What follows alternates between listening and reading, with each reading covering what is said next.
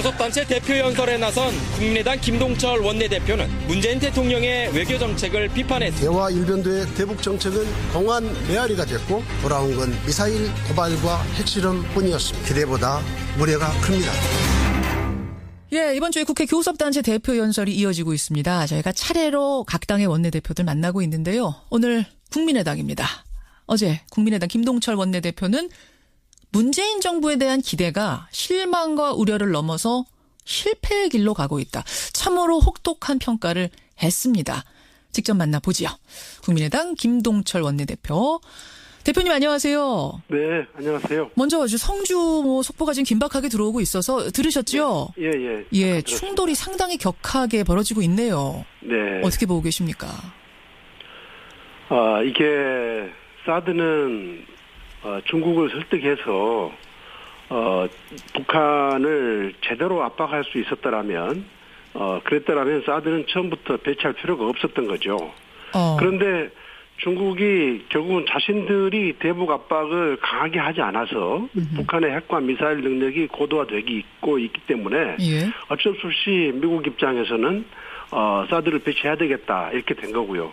그러면 우리 정부는 사드 배치 불가피성에 대해서 중국을 설득한 뒤에 사드 배치를 했어야 되는데 또 중국과는 설득을 제대로 못해서 결국은 경제적인 제재를 받으면서 사드를 배치할 수밖에 없는 그런 상황이 됐지 않습니까?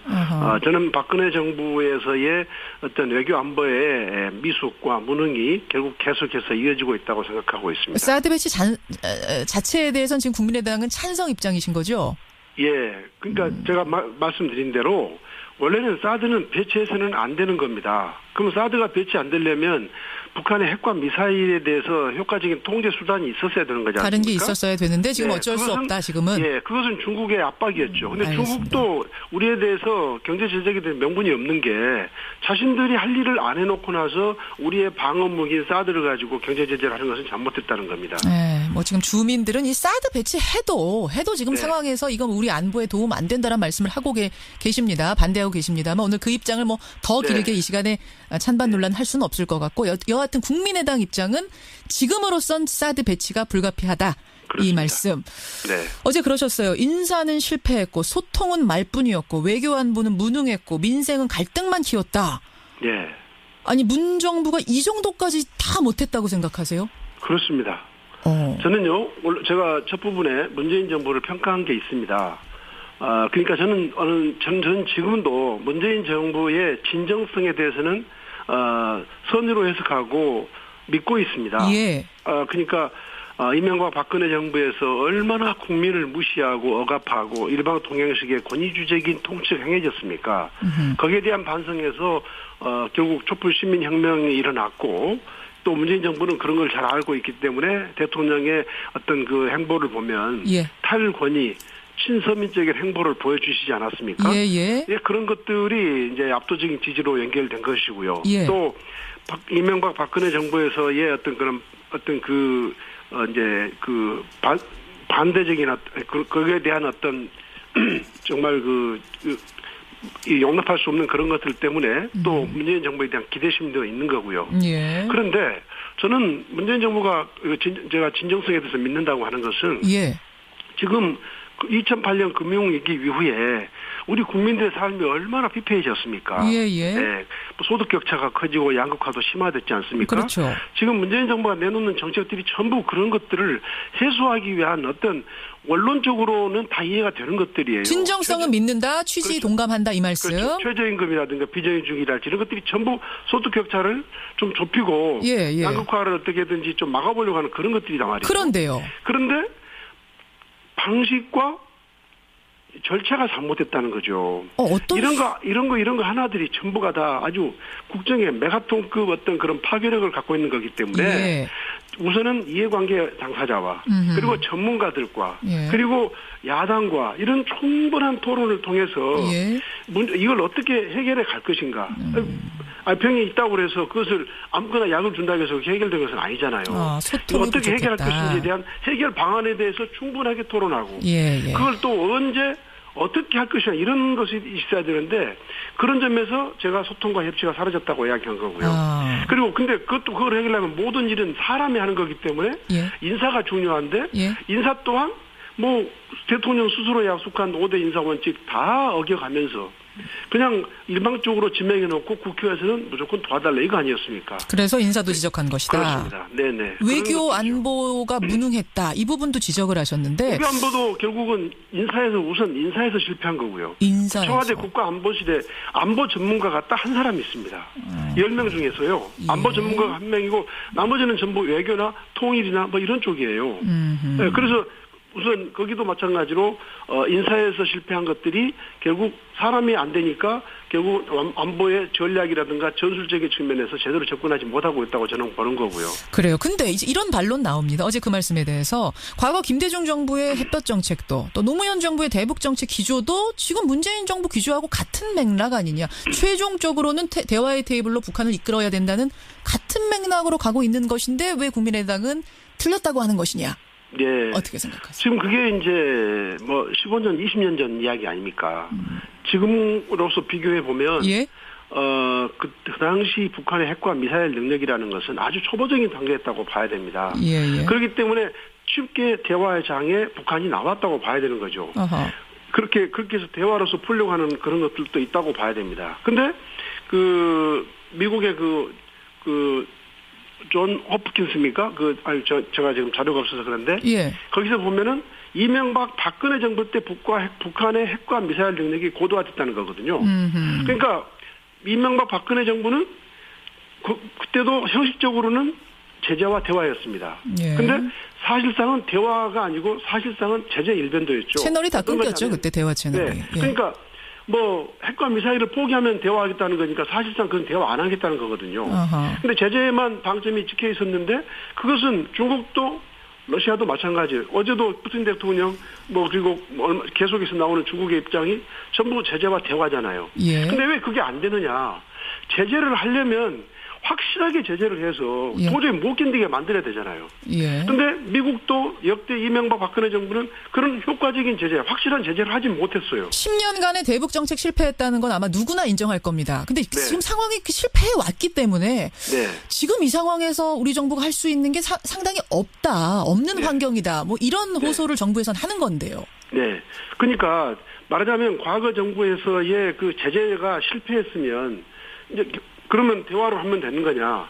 북한은 이미 핵과 미사일 능력이 고도화가 됐어요. 지금 예. 핵실험 6차 핵실험까지 갔지 않습니까? 예. 과거 핵 개발을 했던 나라들을 보면 5차, 6차 핵실험 정도가 되면 이미 핵은 소형화, 경량화가 된 것으로 보는 겁니다. 그래요. 그러니까 우리 입장에서는 과거하고는 전혀 차원이 다른 어떤 새로운 접근을 해야 된다. 그렇게 우리가 보는 거예요. 그럼 어떻게 접근하는 게 지금은 맞다고 보세요? 그러니까 지금은 어쨌든 대화보다는 제재로 가야 되고 그 제재는 아주 실효성이 있는 강력한 제재여야 합니다. 지금 이제 문재인 대통령 어제 푸틴 대통령하고 만나서도 얘기했습니다만 최고의 응징, 뭐 강한 제재 이런 것으로 이제는 이야기를 하고 있습니다만. 예. 근데 그것을 지금 중국과 러시아의 원유 공급 중단으로 보고 있지 않습니까? 예. 그런데 중국과 러시아는 원유 공급하겠다는 거예요. 예. 그럼 그다음에는 뭐가 있겠습니까?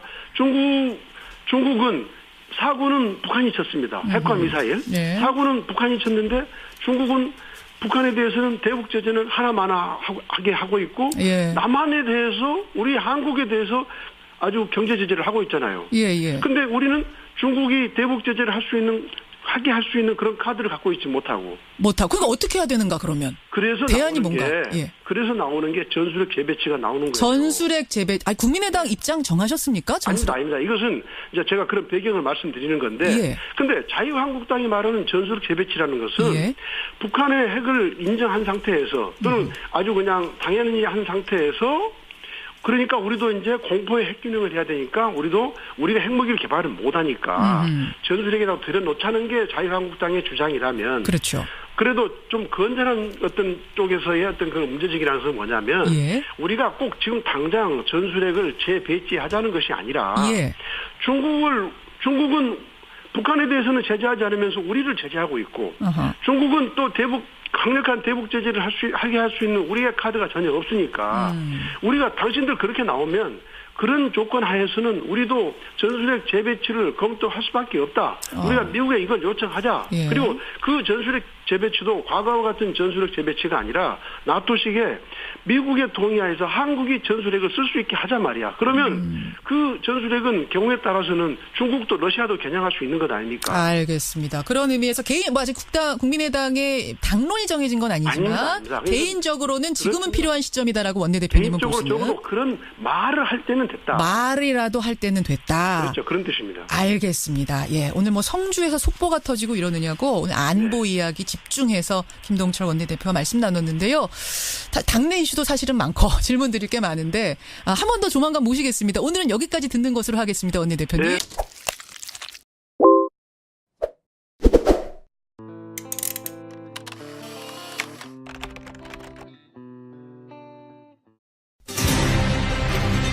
교섭단체 대표 연설에 나선 국민의당 김동철 원내대표는 문재인 대통령의 외교 정책을 비판했습니다. 대화 일변도의 대북 정책은 공안 메아리가 됐고 돌아온 건 미사일 도발과 핵실험뿐이었습니다. 기대보다 우려가 큽니다.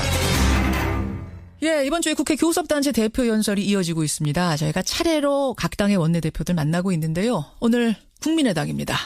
어제 국민의당 김동철 원내대표는 문재인 정부에 대한 기대가 실망과 우려를 넘어서 실패의 길로 가고 있다. 참으로 혹독한 평가를 했습니다. 사드를 배치해야 되겠다 이렇게 된 거고요. 그러면 우리 정부는 사드 배치 불가피성에 대해서 중국을 설득한 뒤에 예. 사드 배치를 했어야 되는데 또 중국과는 설득을 제대로 못해서 결국은 경제적인 제재를 받으면서 예. 사드를 배치할 수밖에 없는 그런 상황이 됐지 않습니까? 저는 박근혜 정부에서의 어떤 외교 안보의 미숙과 무능이 결국 계속해서 이어지고 있다고 생각하고 있습니다. 사드 배치 자체에 대해서는 지금 국민의당은 찬성 입장이신 거죠? 예, 그러니까 제가 말씀드린 대로 원래는 사드는 배치해서는 안 되는 겁니다. 그럼 사드가 배치 안 되려면 북한의 핵과 미사일에 대해서 효과적인 통제 수단이 있었어야 되는 거지 않습니까? 다른 게 있었어야 되는데 지금 네, 어쩔 수 없다 지금은. 예, 그것은 중국의 압박이었죠. 근데 알겠습니다. 중국도 우리에 대해서 경제 제재에 대한 명분이 없는 게 자신들이 할 일을 안 해놓고 나서 우리의 방어 무기인 사드를 가지고 경제 제재를 하는 것은 잘못됐다는 겁니다. 네, 뭐 지금 주민들은 이 사드 배치해도 지금 네. 상황에서 이건 우리 안보에 도움 안 된다는 말씀을 하고 계십니다. 반대하고 계십니다만 오늘 그 입장을 뭐 더 네. 길게 이 시간에 찬반 논란 할 수는 없을 것 같고 여하튼 국민의당 입장은 지금으로선 사드 배치가 불가피하다. 그렇습니다. 이 말씀. 네. 어제 그러셨어요. 인사는 실패했고 소통은 말뿐이었고 외교 안보는 무능했고 민생은 갈등만 키웠다. 예. 아니 문정부가 이 정도까? 직접 만나보지요. 국민의당 김동철 원내대표. 대표님 안녕하세요. 네, 안녕하세요. 먼저 성주 속보가 지금 긴박하게 들어오고 있어서 들으셨죠? 예. 예, 들었습니다. 충돌이 상당히 격하게 벌어지고 있네요. 네. 어떻게 보고 계십니까? 이게 사드는 중국을 설득해서 북한을 제대로 압박할 수 있었더라면 그랬더라면 사드는 처음부터 배치할 필요가 없었던 거죠. 그런데 중국이 결국은 자신들이 대북 압박을 강하게 하지 않아서 북한의 핵과 미사일 능력이 고도화되고 있기 때문에 예. 어쩔 수 없이 미국 입장에서는 까지 다 못했다고 생각하세요? 그렇습니다. 저는요, 제가 첫 부분에 문재인 정부를 평가한 게 있습니다. 그러니까 저는 지금도 문재인 정부의 진정성에 대해서는 선의로 해석하고 믿고 있습니다. 예. 그러니까 이명박 박근혜 정부에서 얼마나 국민을 무시하고 억압하고 일방 통행식의 권위주적인 통치가 행해졌습니까? 거기에 대한 반성에서 결국 촛불 시민혁명이 일어났고 또 문재인 정부는 그런 걸 잘 알고 있기 때문에 대통령의 어떤 그 행보를 보면 예. 탈권위 친서민적인 행보를 보여주시지 않았습니까? 예. 그런 것들이 이제 압도적인 지지로